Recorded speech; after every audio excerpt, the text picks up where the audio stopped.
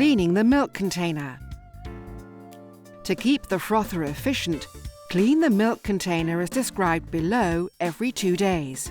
All components are dishwasher safe, placing them in the top basket of the dishwasher. Remove the lid. Remove the milk spout and intake tube.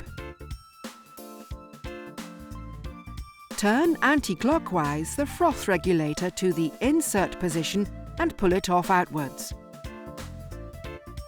Wash all the components thoroughly with hot water and mild washing up liquid. Make sure there are no milk residues on the hollow and groove under the dial. If necessary, scrape the groove with a toothpick. Rinse inside the froth adjustment dial seat with running water. Check that the intake tube and spout are not clogged with milk residues.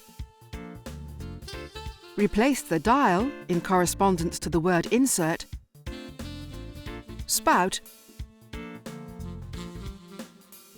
and milk intake tube. Place the lid back on the milk container.